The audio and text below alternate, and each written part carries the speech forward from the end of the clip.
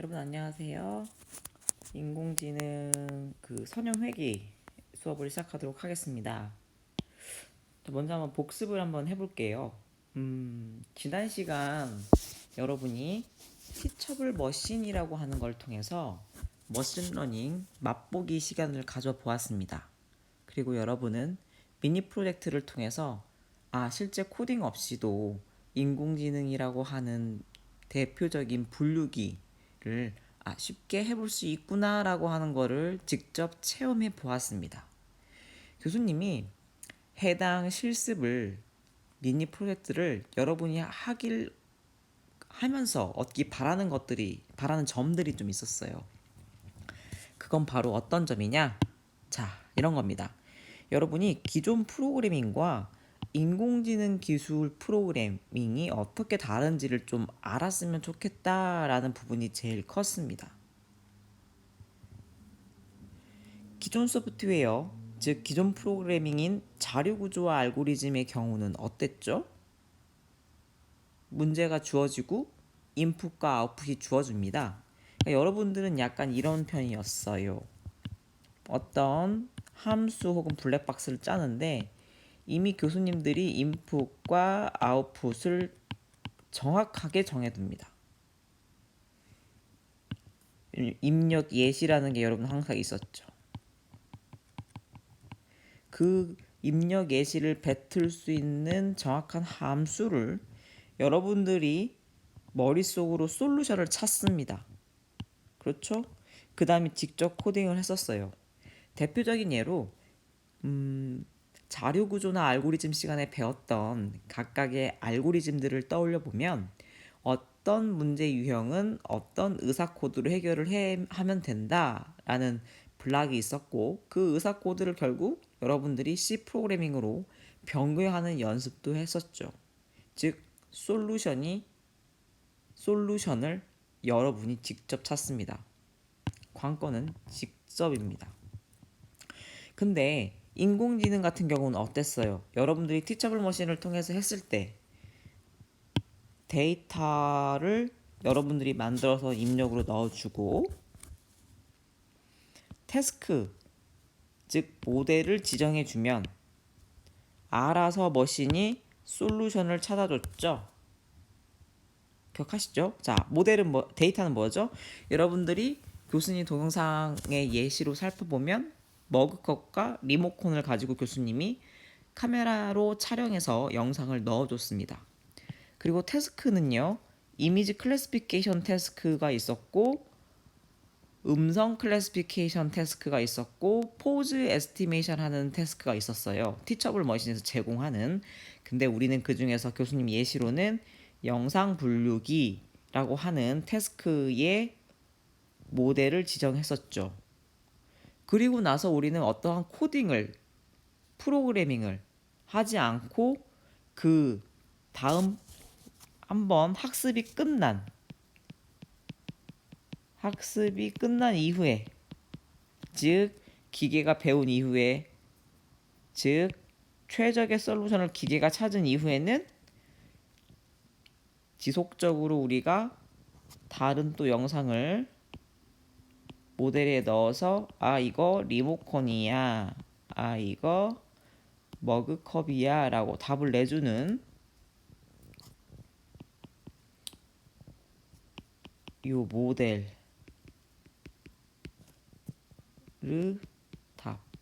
솔루션을 구했었죠. 자, 여기서 여러분들이 방향을 잡아야 되는 건요. 기존 프로그래밍과 인공지능 프로그래밍이 어떻게 다른가에 대한 것입니다, 여러분.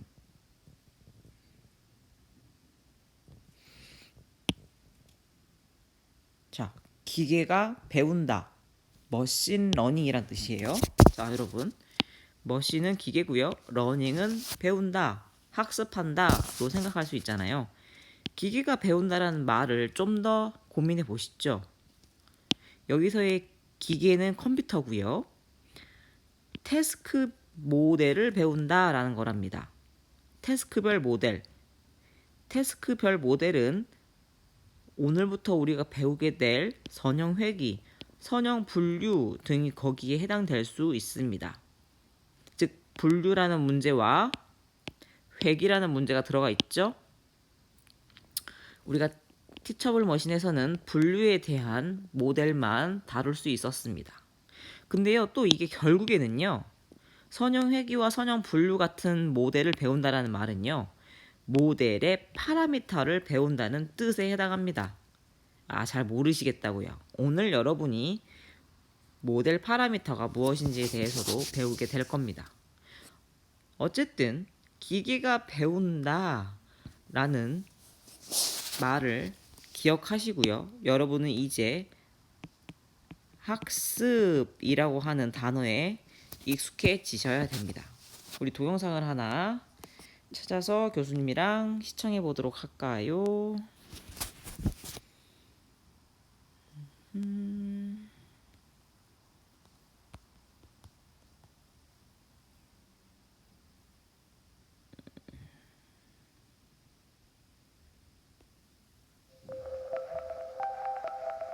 머신러닝은 우리 주변 어디에나 있습니다. 음성으로 명령을 내리는 스피커에도, 글자 대신 사진으로 검색하는 앱에도, 나와 닮은 연예인을 찾아주는 앱에도 모두 머신러닝 기술이 들어가 있죠.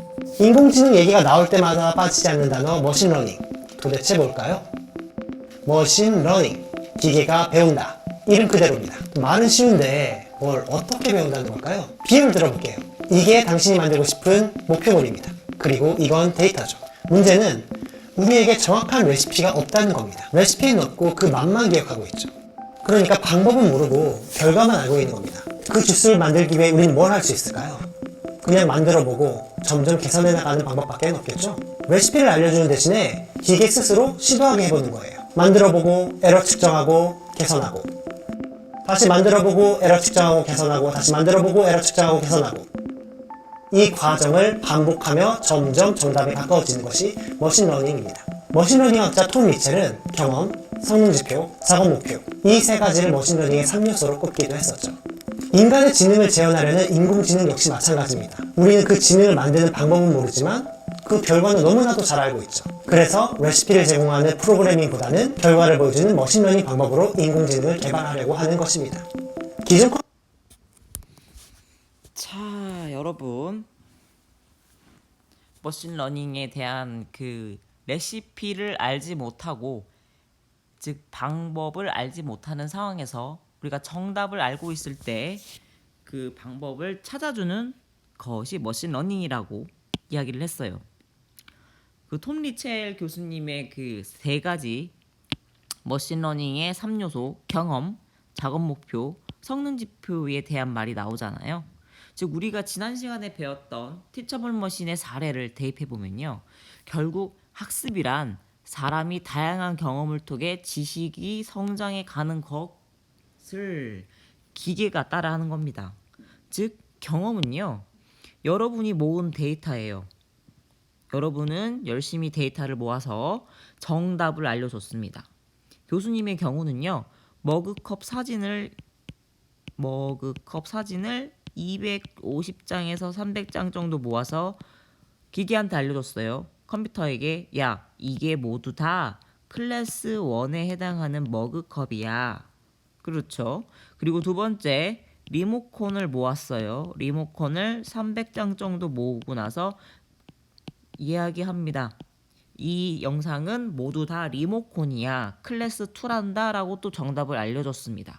즉 계속 사진을 보여주면서 이게 머그컵이야, 머그컵이야, 머그컵이야, 머그컵이야. 서로 다른 방향에서의 머그컵을 촬영된, 이쪽에서 바라보고 이쪽에서 바라보고 이쪽에서 바라보고 이쪽에서 바라본 영상을 넣어주면서 알려주는 거죠.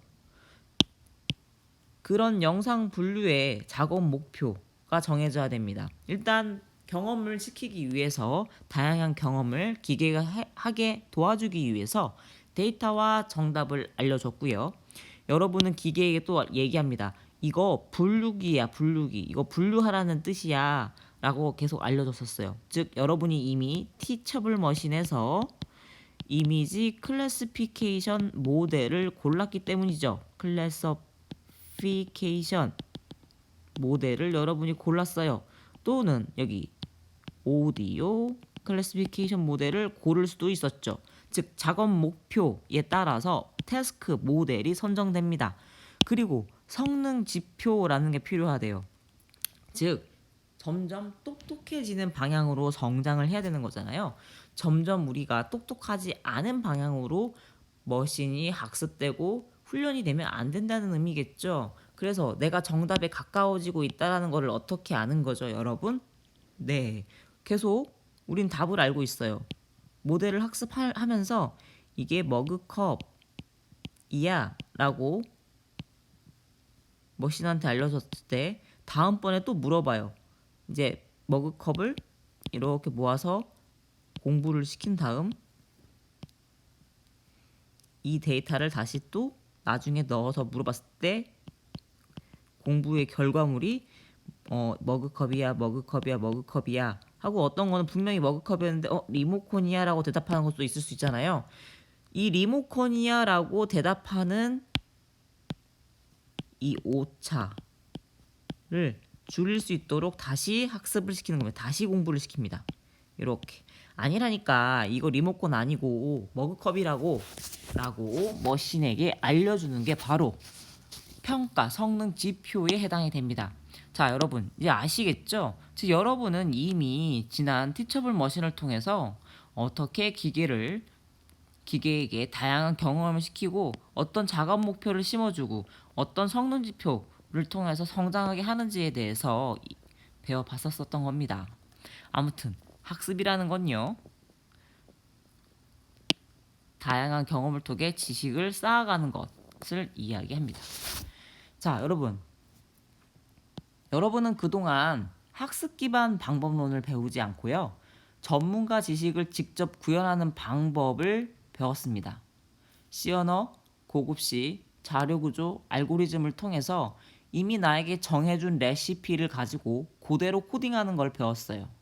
하지만 이제부터는 학습 기반 방법론을 배우기 위해서는 마인드셋의 변화가 필요합니다. 아셨죠? 자, 아무튼 여러분은 지난 시간까지 기존 프로그래밍과 인공지능 프로그래밍이 어떻게 다른지 간접적으로 체험을 해보았고요. 오늘부터는 이제 이렇게 인공지능 데이터와 태스크별 모델을 지정해주면 최적의 솔루션을 기계가 찾아주는 인공지능에 대해서 좀 더 알아보도록 합니다. 즉, 그 중에서도 어떻게 모델을 우리가 설계할 수 있는지에 대해서 알아보는 겁니다. 지난 시간 여러분은 그냥 티처블 머신을 통해서 모델을 선택만 했어요. 여러분이 코딩하지 않았습니다. 이제는요, 여러분이 직접 이 이미지 클래시피케이션이라고 하는 모델을 코딩하게 됩니다. 그럼 나중에 어떻게 될까요? 여러분이 티처블 머신을 쓰지 않고도 여러분이 모아놓은 머그컵과 리모컨의 영상 데이터를 가지고요, 여러분의 프로그래밍 모델을 통해서 머그컵이다, 리모컨이다를 판단할 수 있게 되었고요. 똑똑한 모델을 설계할수록 티처블 머신보다 좀 더 좋은 성능을 내는 모델을 만들 수 있게 됩니다. 자, 대표적인 머신러닝의 사례인 리니어 리그레션을 지금부터 교수님과 알아보도록 하겠습니다. 리니어 리그레션은 선형 회귀라고 우리나라 말로 이야기합니다. 자, 대표적인 선형 회귀 문제의 사례예요. 10시간을 공부한 학생은 시험에서 90점을 맞고요. 2시간을 공부한 학생은 30점을 맞는다 라고 하는 이런 통계적 자료가 있습니다. 통계 자료. 그러면 갑자기 어떤 학생이 고민을 해요. 내가 그럼 7시간을 공부하면 몇 점을 맞을 수 있는 거지? 자, 우리는 이런 통계 자료를 가지고 있을 때 이와 같은 질문에 어떻게 대답을 할 수 있을까요? 교수님이 한번 플랫을 해봤습니다. 잘 안 보이실 것 같아서 이렇게. 실제로 지금 2시간에 30점, 3시간에 50점, 9시간에 80점, 10시간에 90점이라고 하는 데이터들이 있고요. 빨간색 점선은요, 추정선이에요. 그러니까 교수님이 대략적 그 경향성을 고려해서 그어놨습니다. 1차 방정식을요. 자, 그러면 경향성이라고 하는 거는 결국 이 데이터를 사람이 눈으로 볼 수 있도록 그어놓은 선이니까 7시간을 공부하면 몇 점일까요?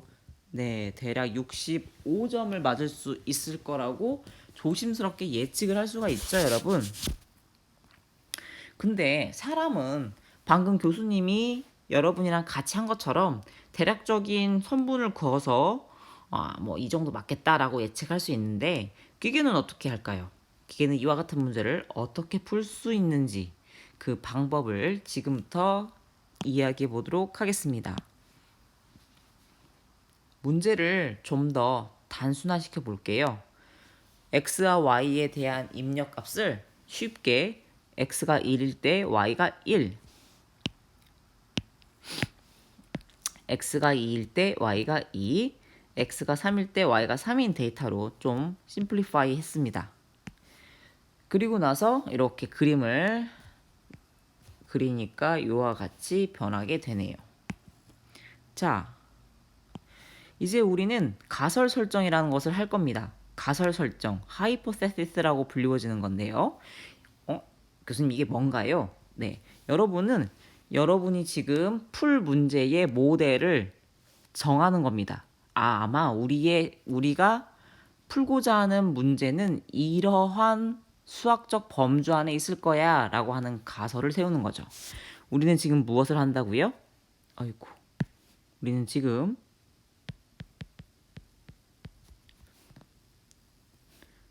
리니어 리그레션에 대해서 배운다고 했었기 때문에 우리는 가설을 리니어 선형 방정식일 거라고 가정합니다. 자, 선형 방정식이라고 가설을 세웠어요. 우리의 모델은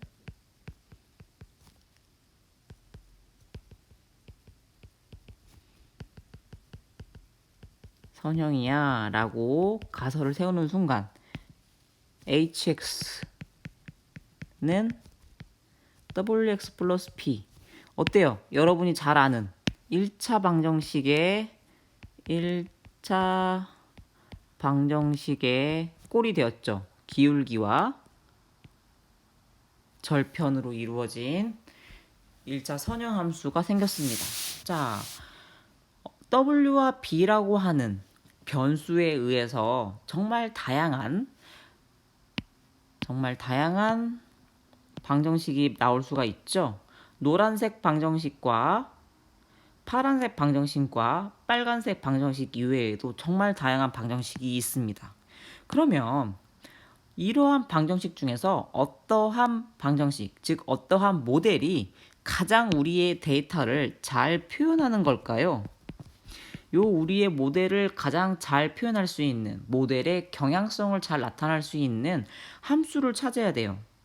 어떻게 찾을 수 있을까요?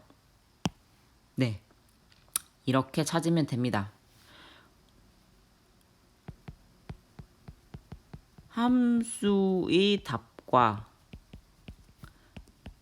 정답의 차이가 적은 녀석이요.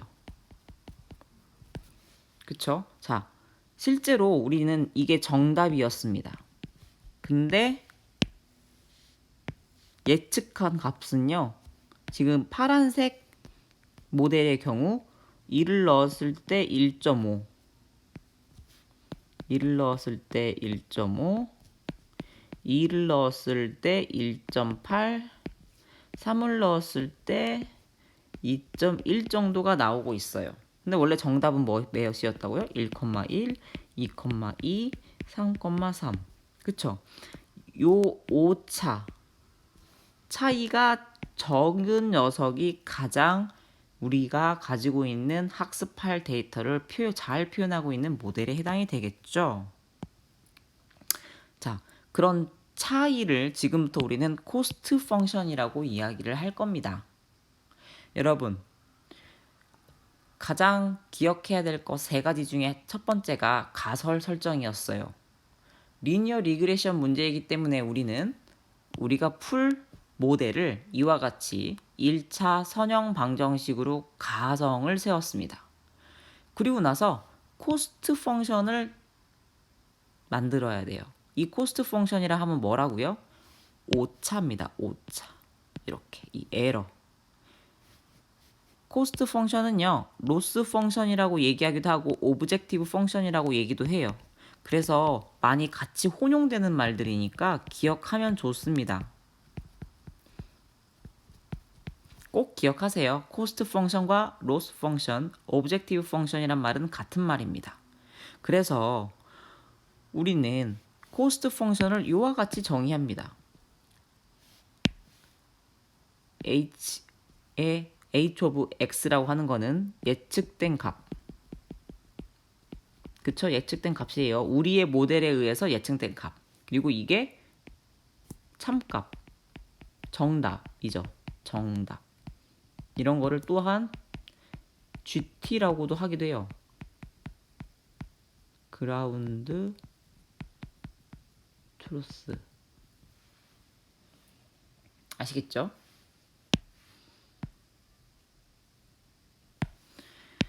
요렇게 예측된 값과 참값의 차이를 코스트 펑션이라고 한다고 얘기했습니다.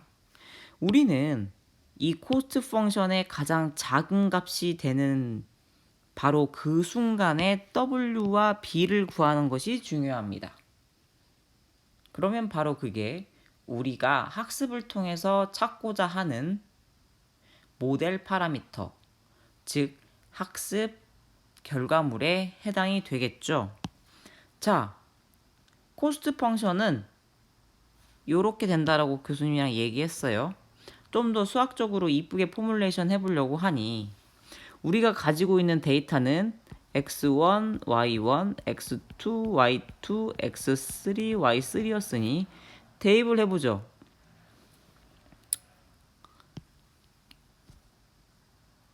예측된 값, 참값을 빼서 제곱을 합니다. 여러분, 보통 코스트 펑션과 같은 오류, 오차, 에러를 구할 때요. 제곱을 하는 이유는요. 음수가 나왔을 때, 만약 값이 마이너스 2가 나왔을 때, 2가 나왔을 때를 그냥 더하게 되면 0이 되잖아요.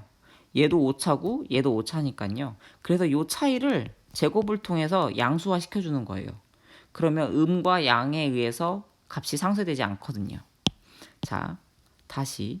그래서 우리는 이와 같이 예측된 값과 참값을 빼서 제곱. 똑같이요. 예측된 값, 참값 빼서 제곱. 예측된 값, 참값 빼서 제곱. 한 다음에 총 개수가 3개였으니까 3으로 나눴습니다. 어때요? 이게 바로 지금 우리가 가지고 있는 데이터에 대한 코스트 펑션의 값이죠. 멋있게 수학적 포뮬레이션 하면 이와 같습니다. 자, n분의 1인 이유는 전체 샘플의 수로 나눈다. 즉, 전체 샘플의 평균인 겁니다. 에러 평균. 아시겠죠?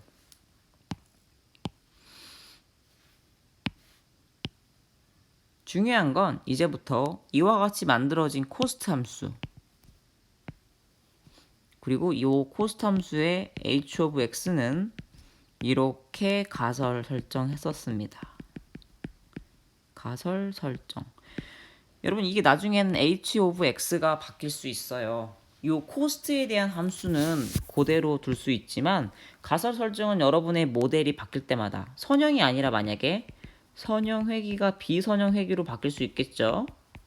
그러면 이 h of x가 바뀌게 되는 겁니다. 뭐 그렇게까지만 기억을 하시고 계세요. 자, 봅시다. 이 코스트가요. 결국 h에 의해서 영향을 받는데 h에서 우리가 결국 구하고자 하는 것은 이 w와 b에 해당합니다. 모델 파라미터라고 그랬죠.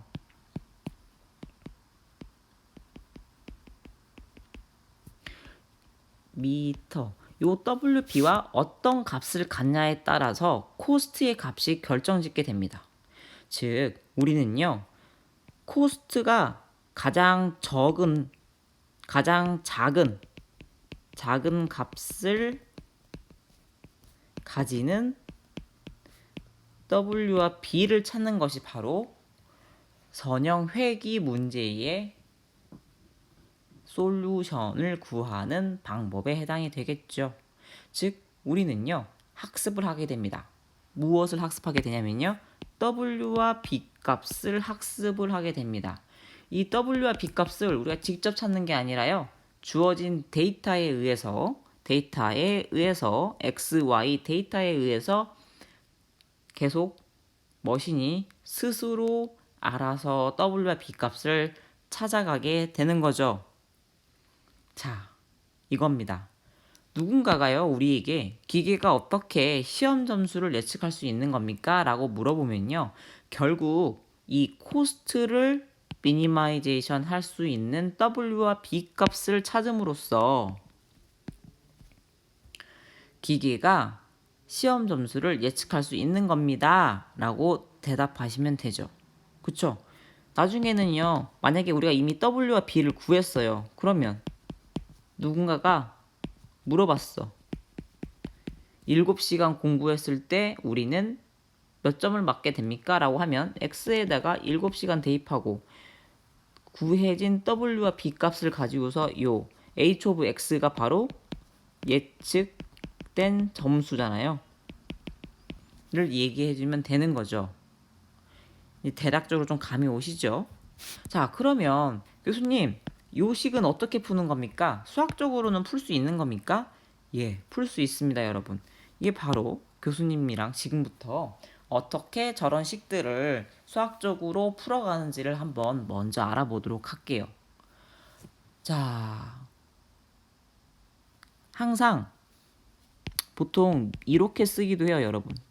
논문 같은 거 많이 보면 책 같은 거에 이미 알고 있겠지만 이렇게 그냥 민이라고 하기도 합니다. 혹은요, 아규민이라고 하기도 해요. 아규민은 아규먼트를 찾는 거예요. 요 밑 뒤에 있는 함수를 최소화하는 아규먼트 WB를 찾아라. 이렇게 쓰기도 합니다. 즉, 조심해야 될 건, 기억해야 될 건 요 밑에 있는 변수들, 파라미터를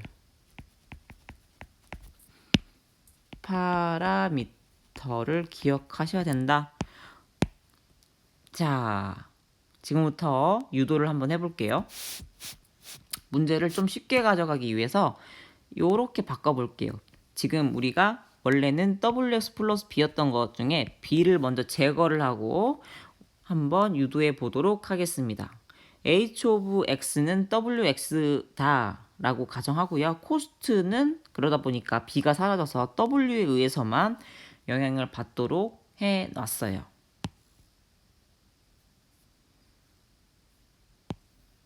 자, 어때요, 여러분? W에 의해서만 코스트 값이 영향을 받게 됩니다. 한번 구해볼까요? W가 만약에요, 1이라면 어떤 값인지 알 수 없지만 1이면 코스트 값이 어떻게 되는지 한번 교수님이랑 계산을 해볼게요.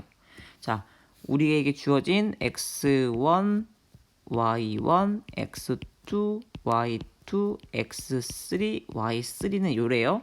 그러니까 여기다 대입을 해보는 거예요. m은 총 3개, 3분의 1 중괄호 열고 W1 곱하기 X11 1 마이너스 1을 제곱 더하기 1 곱하기 2 마이너스 2의 제곱 더하기 1 곱하기 3 마이너스 3의 제곱 중괄호 닫고 하면요, 사라지고 해서 0이 되네요. 코스트가 0이네요. 자, 다음 W가 1일 경우에는 몇일까요? 한번 또 계산을 해볼게요. 여기 있으니까 그냥 보고 하겠습니다. 3분의 1에 W 그리고 데이터 X1, Y1 마이너스 1의 제곱이니까 3분의 1에 가로 열고 1 더하기 이거 0 마이너스 2 2는 4 4 더하기 날리고요. 3, 3은 9 해서 어떻습니까? 3분의 14 그러니까 얘는 몇이에요? 4.67에 해당되네요. 자 이렇게 W고 이게 코스트 값일 때 W가 1일 때는 코스트가 0이고 W가 0일 때는 코스트가 4고 이렇게 되네요. 그럼 W가 2일 때 값을 한번 구해 볼게요. 3분의 1에 2 곱하기 1 마이너스 1의 제곱 2 곱하기 2 마이너스 2의 제곱 2 곱하기 3 마이너스 3의 제곱 1 2는 4의 2의 제곱이니까 4 6에 3, 3은 9 똑같이 4.67이네요. 자 이렇게 아마도 이렇게 되는 그림일 겁니다, 여러분. 그쵸? 어떻게 하냐고요? 교수님은 미리 그려봤어요. 네. W가 이렇게 변함에 따라서 코스트 값을 구해보면요. 이와 같은 형태를 나타냅니다. 근데 우리는 사실 대략 예측은 할 수 있었어요. 왜냐면 여기 W가 이게 변수고 이게 상수라고 가정했을 때 이미 W의 제곱꼴이라는 걸 알 수 있었기 때문에 이 코스트 함수는 이와 같이 오목혹은 볼록한 형태의 2차 방정식의 모양을 가질 거라는 거를 조심스럽게 예측할 수 있었죠. 그러면 결국 우리가 구하고자 하는 건 뭐였죠, 여러분? 네, 이 위치예요. 사람이 눈으로 보면 교수님 W가 1일 때요. 코스트 값이 0이 돼서요. 우리가 구하고자 하는 W 값은 1이에요. 라고 사람의 눈으로 딱 대답하면 참 좋은데 이 그림을 머신이 직접 그려서 직접 요 위치가 최소점이라는 거를 어떻게 수학적으로 알아갈 수 있는지를 지금부터 한번 볼게요. 대표적으로요. 그레디언트 디센트 알고리즘이라고 불리워지는 경사 하강 알고리즘이 이와 같은 수학 문제의 솔루션을 구하는 방법에 해당이 됩니다. 자, 경사 하강이잖아요. 그러니까 이와 같이 생겼을 때요. 이게 다 경사잖아요.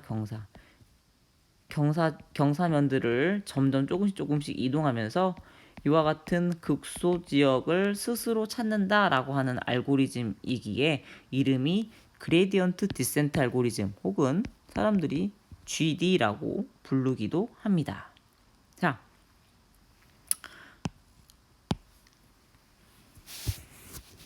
어떻게 우리는 가장 낮은 점을 찾을 수 있을까요? 지도 없이 산꼭대기에서 여러분이 이제 산꼭대기에 올라갔어요. 근데 지도가 없어요. 그러면 여러분이 땅 밑으로 내려가기 위해서 어떻게 계획을 세우죠? 네. 경사가 있는 곳을 무조건 찾아서 내려가다 보면 어느 순간 그렇죠. 고도가 가장 낮은 곳에 도달할 수 있을 거다라는 확신이 쓰겠죠.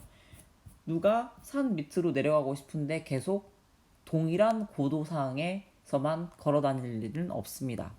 즉, 기울기가 큰 지역을 계속 찾아서 내려가는 겁니다. 이렇게. 그리고 나서 결국 기울기가 0이 되는 지점이 우리가 찾고자 하는 그 지점이 될 텐데요. 기울기는 무엇과 동일하게 생각하면 됐죠? 미분입니다. 우리는 특정 방정식, 특정 함수의 미분값을 통해서 그 위치의 기울기 값을 계산할 수 있었습니다. 지금 우리가 이와 같은 함수의 W가 1인 위치에서의 기울기를 구하면 아마 0에 해당될 거예요. 자, 어떻다고요? 기울기가 존재하는 곳 어느 곳에서부터 시작되든 간에요. W를 어디서부터 시작하든 상관은 없어요. 그 기울기가 점점 작아지는 곳을 향해서 이동하면 됩니다. 기울기가 점점 커지는 곳으로 이동을 하게 되면 잘못하면 발산을 할 수 있게 돼요. 이렇게 W를 벗어날 수 있게 됩니다. 그러니까요, 반드시 기울기가 점점 작아지는 방향으로 이동을 하면 돼요. 자, 한번 코스트 함수를 미분해 보도록 하겠습니다. 그리고 우리는 수학 시간에 많이 배웠어요. 수학 증명 데리베이션을 하기 위해서 임시적으로 상수는 넣고 빼고 했었죠. 우리가 2분의 1이라는 녀석을 미리 한번 넣어놓겠습니다. 그리고 나서 요 녀석을 미분해 볼게요. 자, 여기를 보시면 됩니다. 자, 요걸 미분할 거예요.